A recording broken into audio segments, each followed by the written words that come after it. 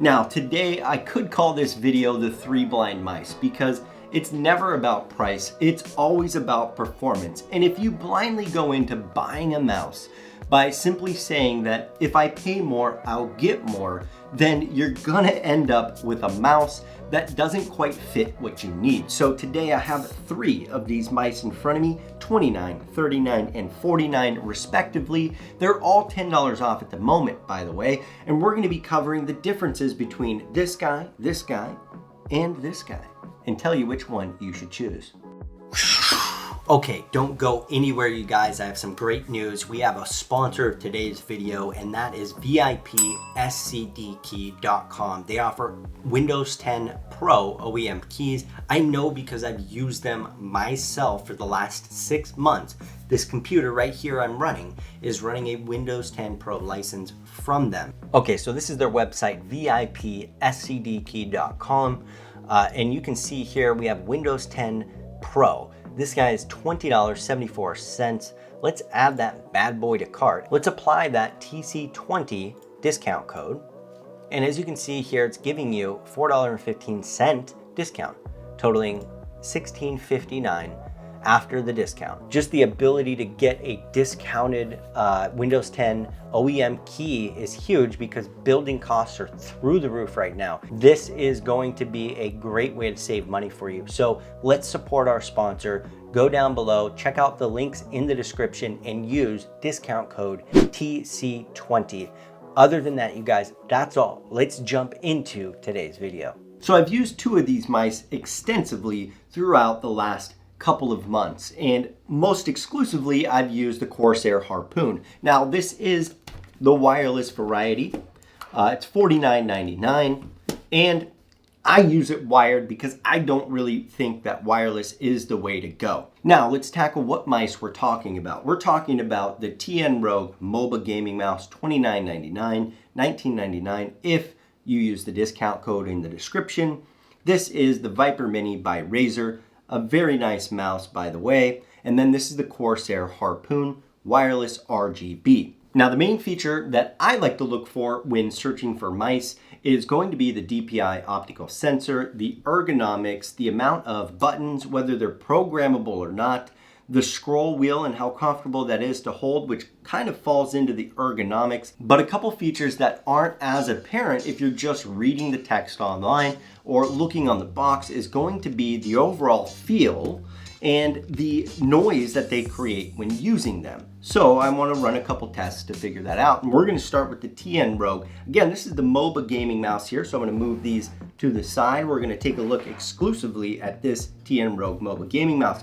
This guy here has your up and down on the side for your side buttons, has your left and right click, has a scroll wheel click, and then your DPI optical sensor.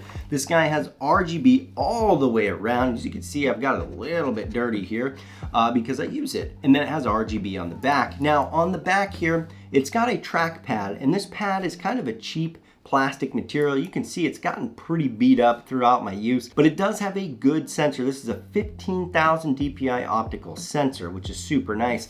And it has a braided cable, which again is going to avoid any kinks while in use. I actually like the braided cable, but one downside to that braided cable is it's actually very heavy. I want to listen to the sound that it makes as I track and use these buttons. It's actually very quiet. I like that. Here's the button use. These side buttons are great. They fit really well where my thumb is. It's a big mouse. You can see right here, fits in my hand, and actually slide it up a little bit or curl my fingers to hit those left and right clicks. But it does take up a good portion of my hand, which doesn't allow me to quite use the tips of my fingers to control it. I do have to use the palm of my hands. That being said, it feels a little hollow and it is very heavy. It's very heavy compared to something that might be similar in size. Okay, that brings me to the next point, which is going to be this Razer Viper Mini. And a couple things to point out here is this rugged, sleek design. I mean, this thing is pretty beefy looking for how small it is because of their actual cutout.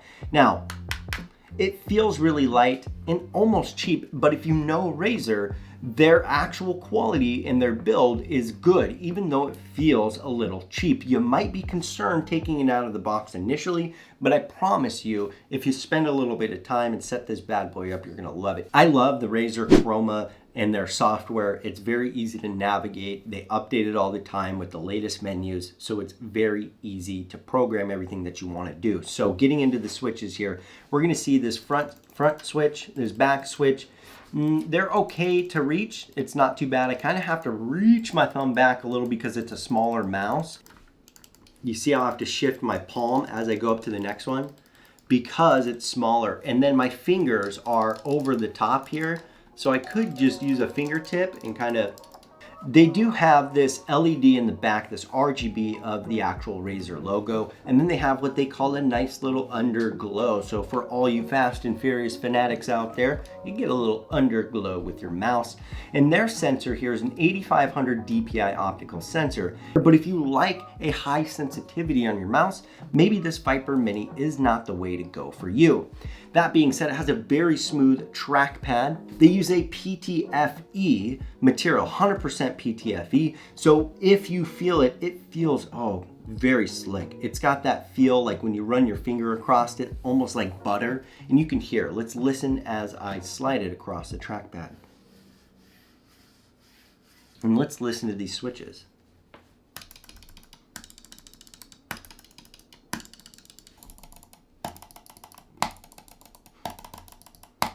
Even though this guy is only 61 grams, it actually feels like it has a better build quality than this TN Rogue MOBA gaming mouse. I mean, as I hit those switches, you can hear the actual top of the switch, the fascia here, hit the body of the mouse, and it makes that kind of tinny noise that reverberates, and I have to hit pretty hard here to do. Now, an honorable mention here is this scroll wheel. The scroll wheel actually has a nice grip to it. It's got these grooves in it that actually have texture to them, so it grips my fingertip. And if you notice here, these ones have really shallow grooves and this ridge at the top. So it peaks right where my finger goes, and it feels like I'm not gripping the whole scroll wheel. The Viper Mini has onboard memory, so when you program this bad boy and you take it with you on the go, it's actually going to save that programming, that last programming that you had, and when you plug it in to use it, it is going to use those settings that you've saved,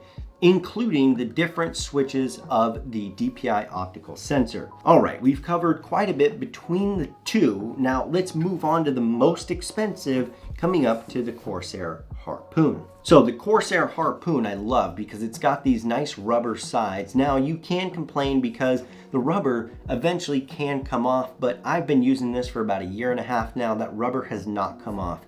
Your front and back buttons are actually very reachable. See how I don't even have to move? I'm just moving my thumb here. Same thing goes when I'm here. You can see. Very good. So I want to mention that because this is a bigger mouse than the other two. It is a heavier mouse than the other two. That being said, because it's ergonomics here and the way you grip it along the side on both sides, and the fact that it has a flange, it comes out right here, it gives it that ability to kind of work your hand around the mouse and be able to control everything that's going on. Now, the RGB is on the back as far as a logo goes, but that's it. You've got nothing around the bottom, so you don't have any underglow, and nothing else along the back or the front. So you do get a light on the optical switch, which I think is a huge benefit. Now, the scroll wheel is pretty good. It feels almost as good as the scroll wheel from the Razer. The Razer has a little more tactile feel to it, like it notches in place as I move forward, which is good. The Corsair had that maybe at one point, and I've probably worn it down a bit, but there's just not as much grip. And again, that could be over time, and it's very minute, so it's not that big of a deal. However, the mouse as a whole feels sturdier. You can hear as I tap on them which one feels sturdier.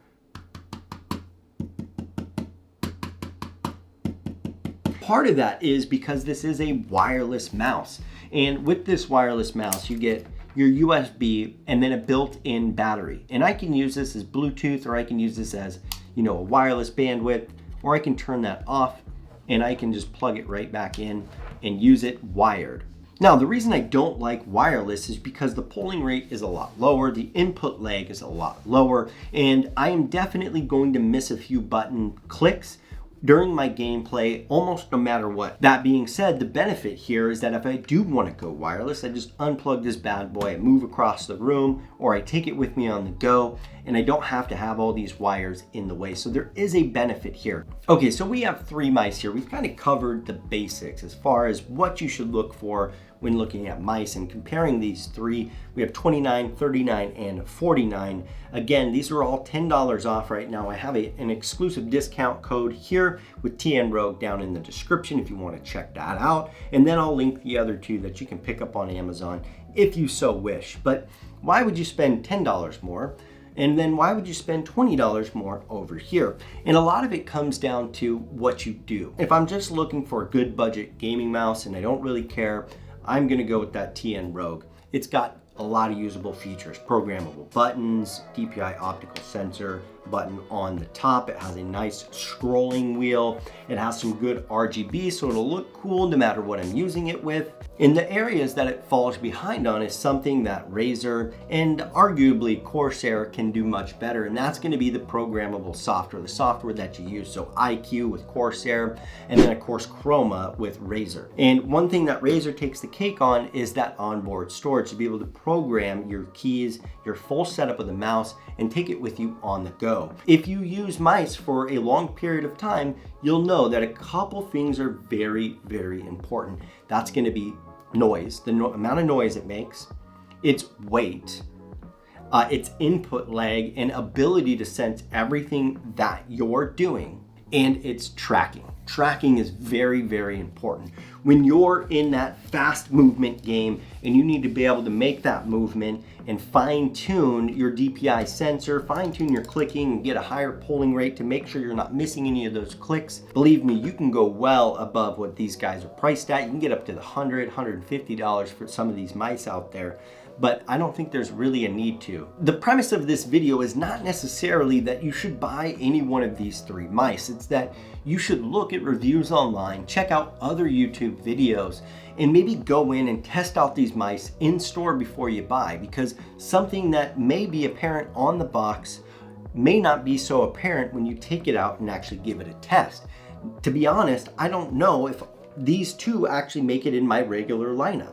Why? Because of the way that I use them. And even though this Viper's been out for a year, it's got a lot of hype, people love it. The Viper lineup from Razer is very hot. I don't think this would be an everyday mouse for me because it's just too light. Feels cheap.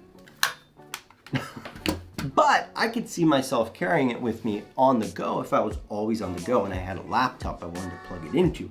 It would be great. So my point is to open up your mind to thinking about more than just what it's capable of as far as tech specs go. What the polling rate maybe isn't that important. The DPI optical sensor, I think as long as you're getting like 8,500, 10,000 DPI, 12,000 DPI, you're gonna be good. As long as you're getting 6 programmable buttons, you're gonna be good. Price doesn't tell you everything, and tech specs don't tell you everything either. Do your research. I've reviewed these 2 on the channel. This guy's my everyday. Consider this my review, but hit that like and subscribe button because I do have a lot of other playlists that you can check out around gaming gear. I have some mice, I have monitors, I have coolers, I have tons of fun stuff on the channel. Great playlists, so go to the homepage of the channel, check out those playlists I have listed for you.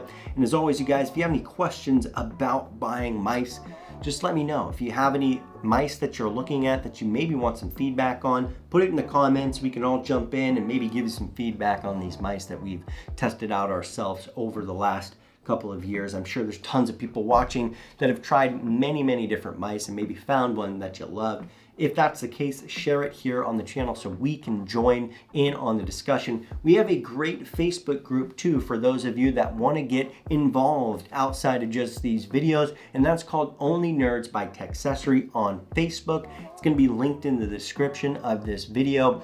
We talk about all sorts of stuff, and there's always somebody up talking about something. We had a few discussions about 3D printing and custom keyboards. So that being said, we got a custom keyboard video coming up right after this. So again, hit that like, subscribe, you guys, and I'll check you out in the next video.